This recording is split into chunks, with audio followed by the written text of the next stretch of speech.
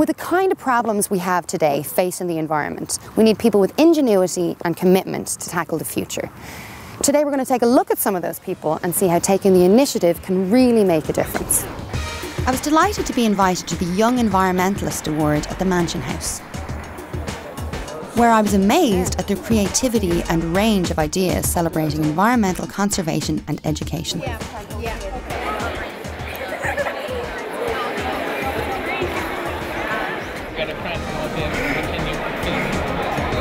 I'm cramping my brain. Hello girls, what school are you from? St Joseph's College, Summerhill in Athlone. Cool, and what's your project? It's called What's the Buzz on Energy, and it's all about energy efficiency, but we're focusing mainly on light bulbs and energy efficient lighting. So what have you learned?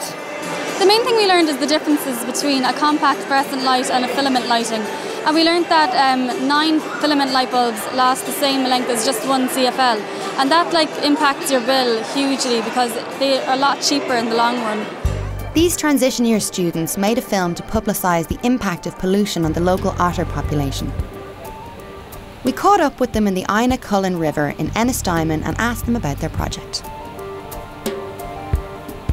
We went down along by the river stretch looking for sprains and otter slipways. We found that there was more otter sprains moving downstream towards Balnagetty, a different part of the river.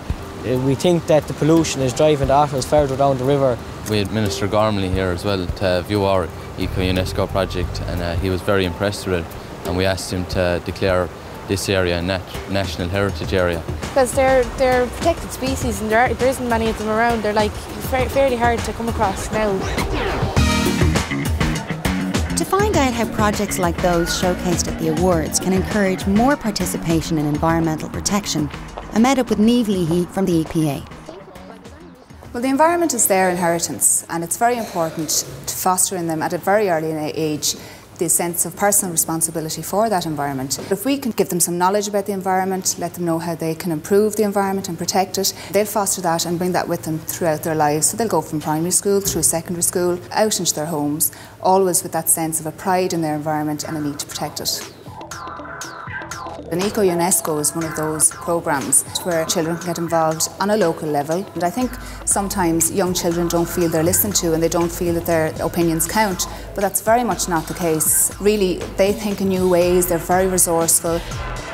So it's very important that we listen to the young kids nowadays, make them feel responsible, make them feel that they can make a difference. And Eco-UNESCO is an excellent programme for getting kids to think that way. There was no shortage of great ideas on display at the awards, but I was particularly taken by 2 young men who managed to get their whole community behind them. So guys, what are your names? I'm Mark. I'm Robbie. Cool, and what's your project? Our project was to clean out our local pond in Darndale and make it fishable again. What's this weed that was doing all this damage? The weed was Lagosocial major. And what damage was it doing? Just killing the swans, hunting the fish, really everything. We couldn't fish anymore. Are more people, do you think, coming up to the pond in the park now since it started being cleaned? Yeah, well, a couple of young lads are actually looking to set up a club on the pond, and all the lads want to get more involved in helping clean it and looking after it. Mark and Robbie's enthusiasm was truly infectious, so it was no surprise when they won an award in the junior water category. I decided to visit Darndale, where I met Brian, their youth leader, who had nothing but praise for the boys. How did you get involved in Robbie and Mark's project? Mark and Robbie were frequent visitors to our centre. They used to come in casually, maybe have a few games of pool, participate in some of our kayaking or outdoor adventure programmes, and came to us and sort of put it up to the youth service and said what were we going to do about the pond. They brought us over, showed us the damage was done and how they were no longer able to fish. We contacted Des Chew from the Dublin Anglers Initiative, who also came out and was surprised to see as well that the pond had deteriorated to such a state and that this weed had come in and taken over. It also coincided with an environmental project from Eco-UNESCO that we're involved in, so we tried to incorporate both the lads getting the pond finished but also getting some recognition for their award and presented it in such a way that they could get experience doing it. Despite all the boys' hard work, the weed had clawed its way back over the long, wet summer. Des Chew from the Dublin Anglers Initiative took me right into the lake to get me up close and personal with the invasive species that had united a community. This is Lagosocial major, otherwise known as curly-leafed waterweed. Okay.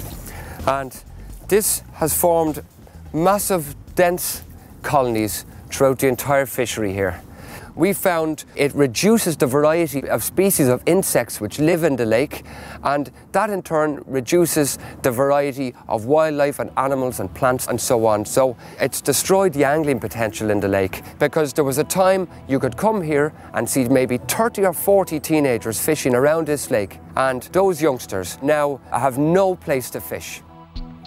When I tracked down the boys at Sphere 17, they were eager to show me their prize and share their renewed vigour for having another go. We are happy with all the work that we put in, and we know that it's being looked at, and everyone knows how much work we put in, so we are happy. Were you surprised, or did you think you'd win it? We were very surprised, because when we had looked at the other projects there, we weren't expecting a prize, so we were very surprised when we won the reward. So what do you think you're going to do next? We'll keep trying and try and get the pond cleaned up again and start fishing again.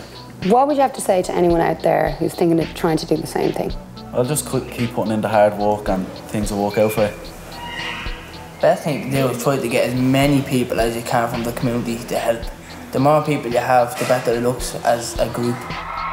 It was brilliant to see how the awards had given Mark and Robbie a lift. I've seen a lot here today. It's reassuring to know that there are so many good environmental projects going on amongst young people in communities across Ireland. Next time on EcoEye, we investigate why most of the food that ends up on our dinner plates comes from abroad, as we spend over €4.7 billion on food imports. We explore the huge opportunities now to grow our own food, and for farmers to sell their produce to the local farmers' markets.